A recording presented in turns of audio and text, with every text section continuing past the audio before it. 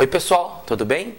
Você pretende prestar a prova do concurso municipal da Prefeitura de Osasco para a Educação, que ocorrerá agora em 2019? Pretende saber um pouco sobre o caráter do edital, algumas dicas e reflexões acerca do conteúdo da prova? Então, fica aqui com a gente no canal Educação em Curso.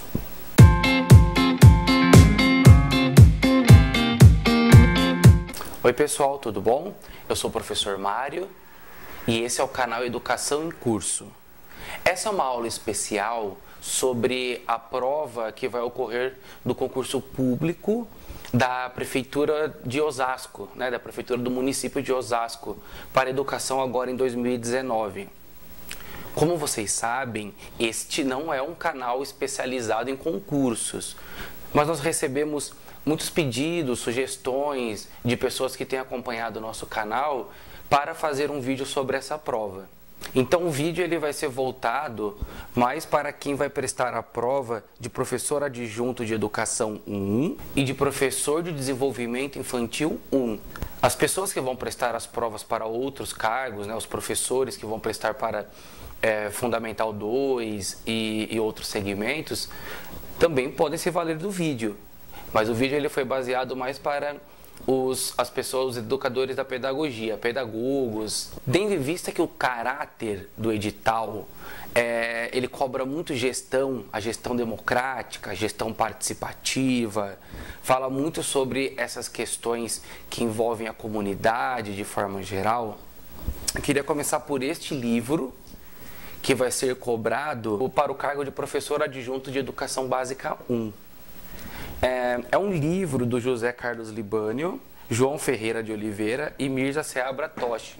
Nós estamos abordando esse livro nos nossos vídeos sobre gestão escolar. Já temos um no canal, o primeiro vídeo sobre gestão. É só você clicar aqui nesse link que está aparecendo na parte inferior do vídeo e você tem acesso já a esse primeiro conteúdo sobre gestão. Então, esse livro ele vai ser cobrado. Provavelmente, a parte onde ele destaca, que é o teor do livro, ele fala sobre gestão, legislação e políticas públicas de ensino, esse livro. E a parte de gestão, ele destaca a importância da gestão democrática e participativa, ou seja, a importância da participação de professores e de toda a comunidade escolar dentro da gestão da instituição de ensino.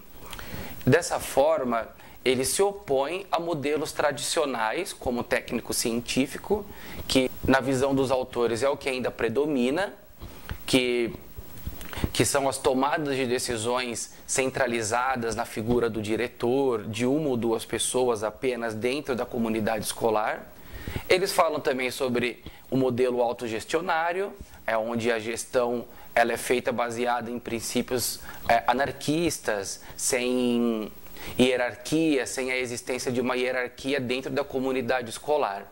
Falam também sobre a gestão interpretativa, que é que se trata daquele modelo no qual não há objetivos rígidos estabelecidos no início do ano letivo que serão seguidos no decorrer do ano.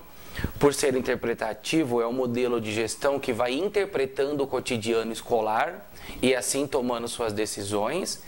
E o modelo, o qual os autores se alinham, que eles acham mais interessante, que é o democrático participativo. Toda a comunidade escolar, professores, a gestão, a secretaria, família, as pessoas envolvidas com transporte, alimentação, a limpeza, todos participam da construção do cotidiano escolar, obviamente, inclusive os alunos, os educandos. Então, por isso que ela é democrático-participativa. E é um modelo de gestão que está alinhado às leis que o edital está pedindo. O edital ele está pedindo legislações voltadas à democracia, à inclusão social, questões de gênero, questões culturais, questões que envolvem a nossa Constituição e a nossa LDB. Então, nós vamos falar sobre essas questões legais daqui a pouco no vídeo. Então, por enquanto, vamos ficar aqui nos livros. E aí nós temos essa questão que é abordada, que é a gestão participativa, que é o modelo no qual existe um projeto, existem objetivos, existe a hierarquia escolar. No entanto, o diretor ele não é o cargo principal da escola, ele é importante.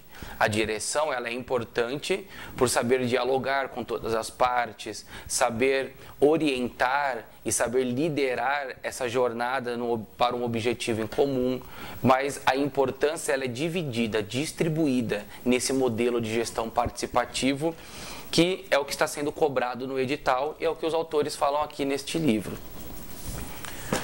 Um outro livro que apareceu no edital é um livro que não fala sobre gestão.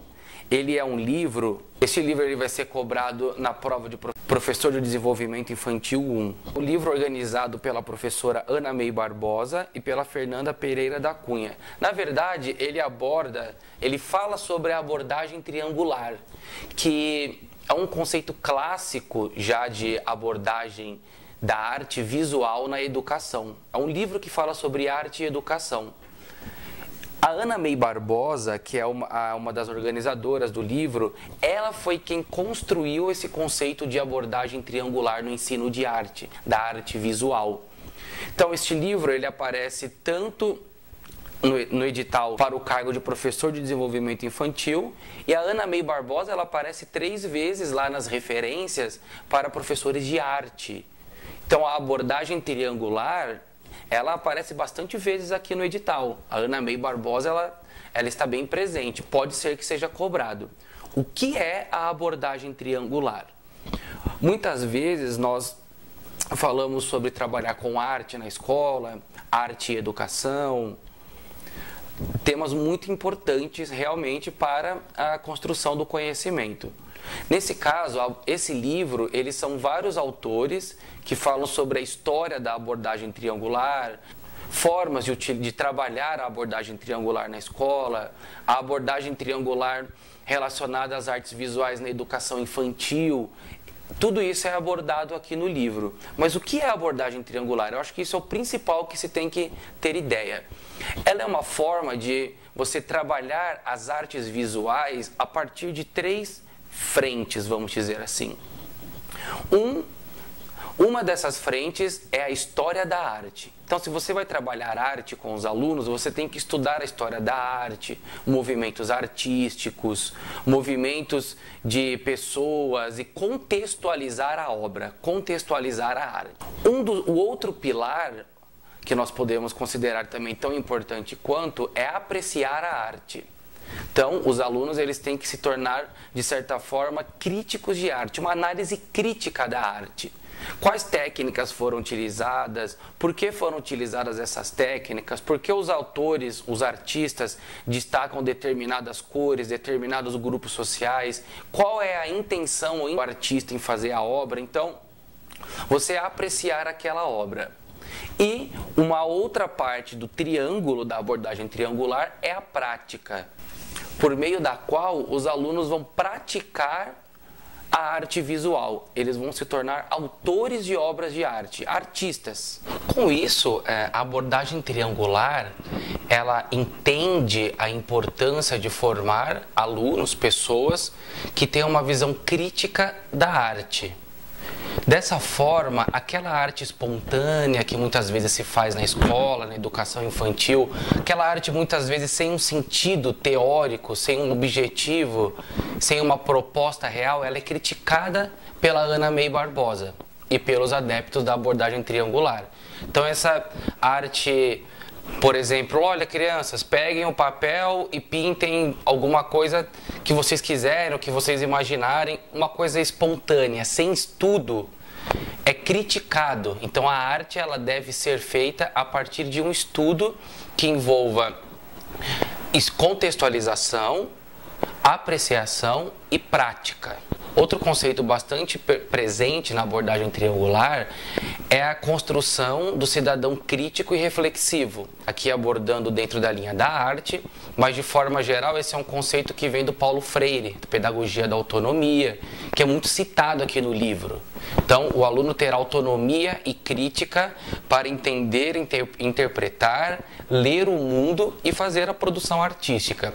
essa ideia ela não é tão comum de ser encontrada igual outros autores que estão presentes no edital. Por isso eu achei importante falar sobre a abordagem triangular.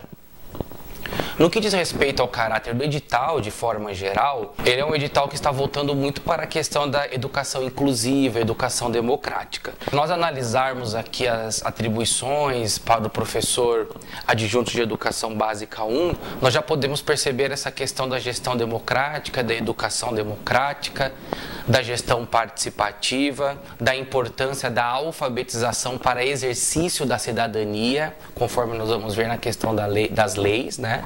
Então, a questão da pessoa, do letramento, da leitura do mundo, tudo isso tendo que ser desenvolvido dentro do universo da educação. Para o cargo de professor, né, professora de desenvolvimento infantil 1, aparecem muitas questões dos registros das atividades, dos registros cotidianos das atividades dentro do desenvolvimento da educação infantil, questões relacionadas ao espaço escolar, tanto que na bibliografia existem obras relacionadas ao conceito de Reggio Emilia, por exemplo, que é a importância do espaço, né, de um espaço organizado, estruturado no cotidiano escolar a partir das vivências dos alunos. E aí, nesse sentido, aparecem também autores clássicos, Piaget, Vallon e Vygotsky. Eles estão presentes aqui dentro do que se espera do desenvolvimento psicológico, social, emocional dos alunos. Então, se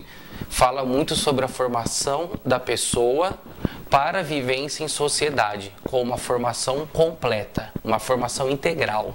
No que diz respeito à legislação, a legislação é muito ampla que vai ser cobrada, obviamente, no concurso. Do momento que o edital é publicado até a realização da prova, obviamente é muito difícil alguém ler todas as leis, todos os livros, ler todas as obras cobradas, é muito difícil. Eu estudei um edital e separei algumas leis, algumas questões legais, que, ao meu ver, tem bastante a ver com o que se cobra no restante do edital. Então, em relação ao modelo de gestão que se está cobrando, em relação a esse teor de inclusão social, questões de gênero, questões culturais, questões de combate à desigualdade, exercício da cidadania, eu identifiquei algumas leis, alguns artigos que têm a ver com esse caráter do edital. E a nossa LDB ela é pautada na nossa Constituição. A nossa Constituição é de 1988 e ela é conhecida como Constituição Cidadã, que ela é baseada nos direitos do homem, do cidadão, na Declaração dos Direitos Universais. A educação ela é algo muito importante na nossa Constituição, como modo de inclusão social e forma de combater as desigualdades sociais. Sendo assim, a nossa LDB de 1996, ela traz consigo o caráter dessa Constituição, que é o uso da educação como formas de inclusão social, de trabalhar diversidades, de trabalhar diversidades culturais, diversidades regionais, e como podemos formar cidadãos completos e aptos para exercer a cidadania e a democracia na nossa sociedade. Uma das obras oficiais do MEC cobrada, A Criança de 6 anos, a Linguagem Escrita e o Ensino Fundamental de 9 anos, que é uma obra do MEC, que é uma obra que são vários autores que escrevem. E, de forma geral, essa obra ela fala sobre a importância da linguagem escrita como inclusão da pessoa na sociedade. Então, ela vai falar que a criança, até os 6 anos, ela desenvolve outras formas de linguagem. A linguagem verbal, a linguagem gestual, ela tem outras formas de linguagem, a linguagem física, né, de outras formas de se comunicar.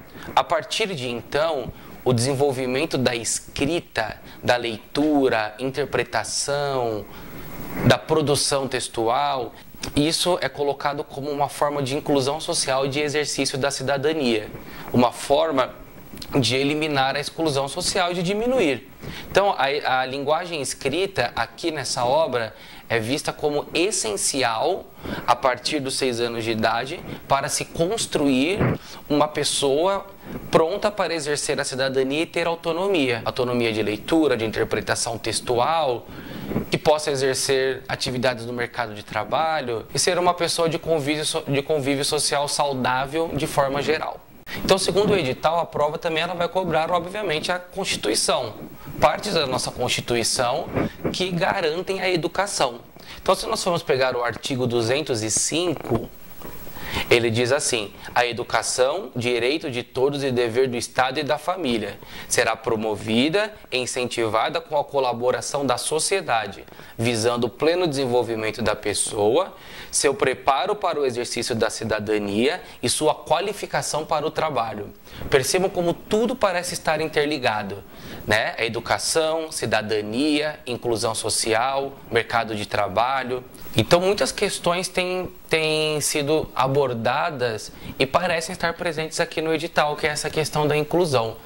Então, desde 2002, 2003, vem acontecendo essas mudanças mais significativas na educação de jovens e adultos, na EJA, né? Então, a estruturação, a criação do ENSEJA, que é o Exame Nacional para identificar, conhecer o índice de analfabetismo e semi-analfabetismo do Brasil. Então, essas medidas elas vêm sendo tomadas com a proposta de inclusão, que é o que parece o caráter aqui do edital.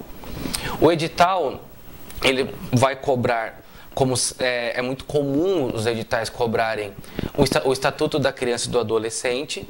Então, é importante que se tenha uma leitura básica.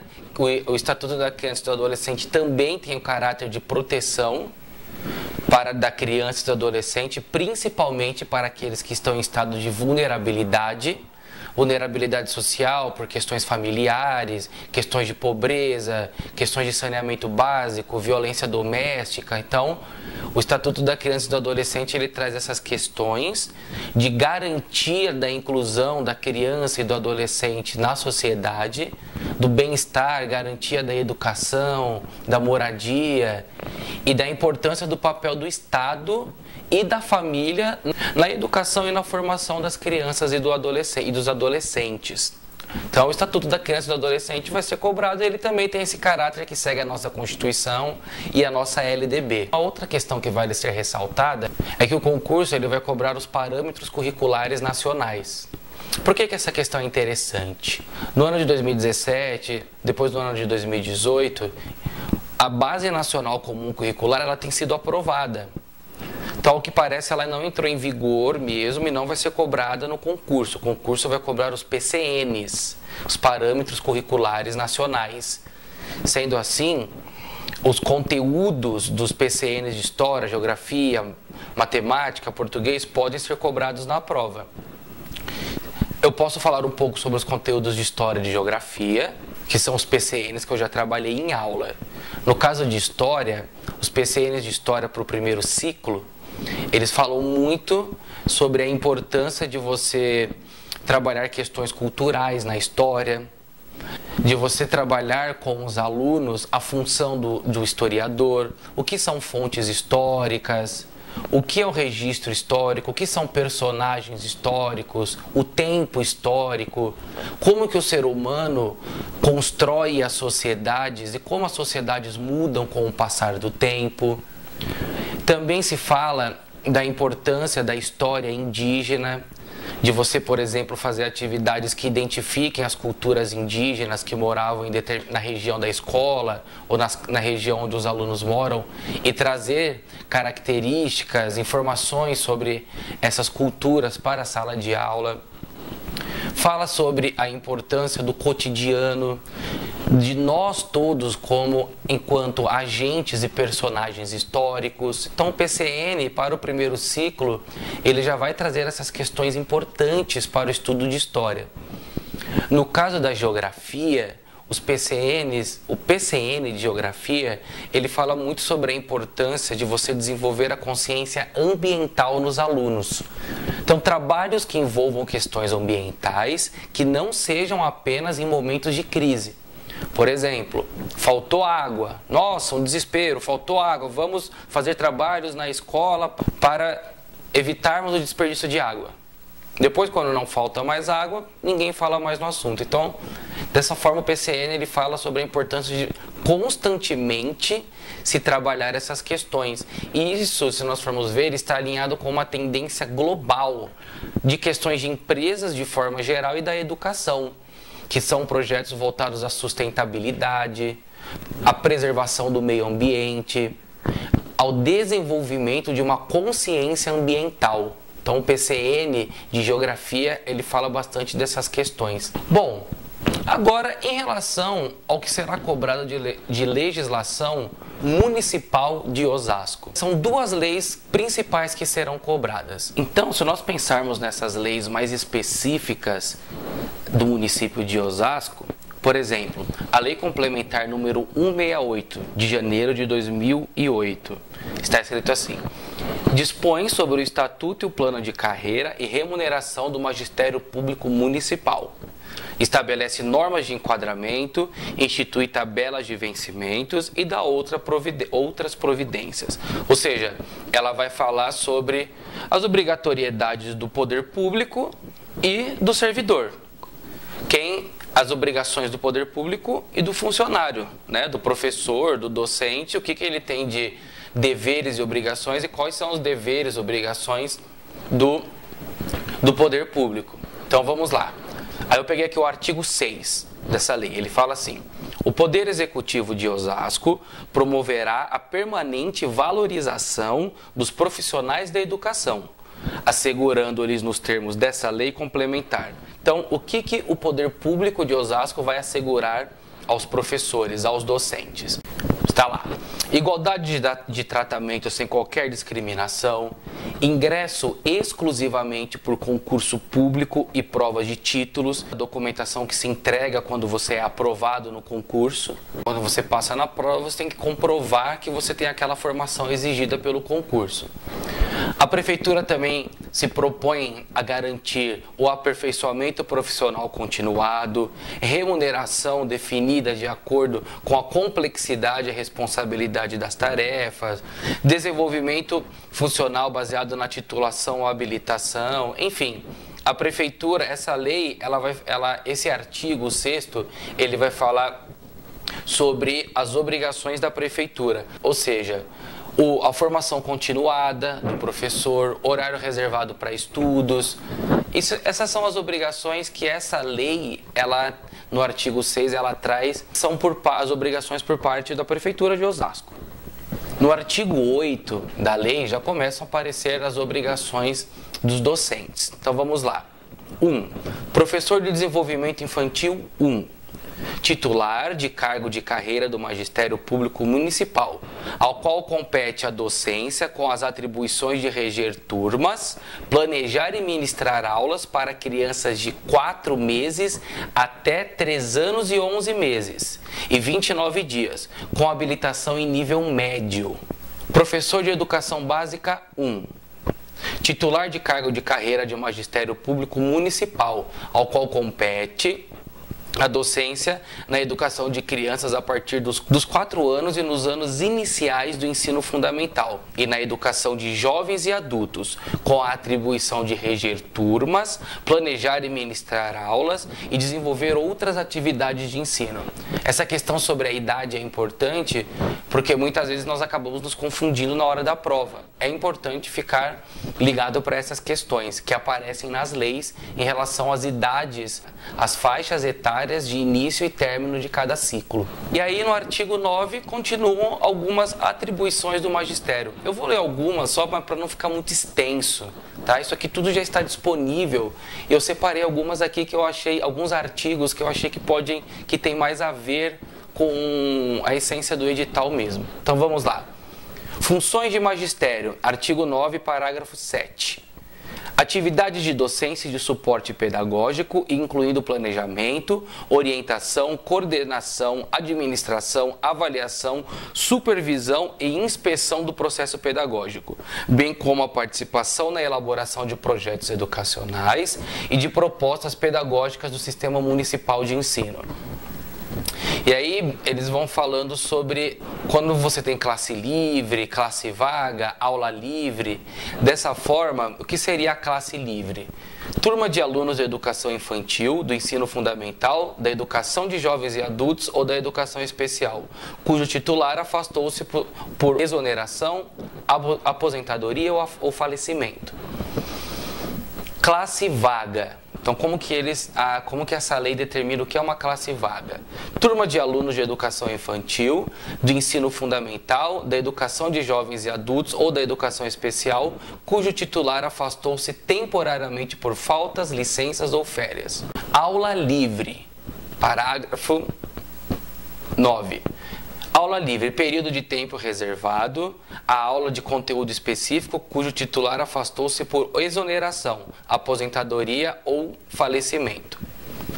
Aula vaga, período de tempo reservado, a aula de conteúdo específico cujo titular afastou-se temporariamente por faltas, licença ou férias. E por fim, a progressão funcional, que é a progressão, vamos dizer, plano de carreira, está relacionado ao plano de carreira. Como que está colocado aqui?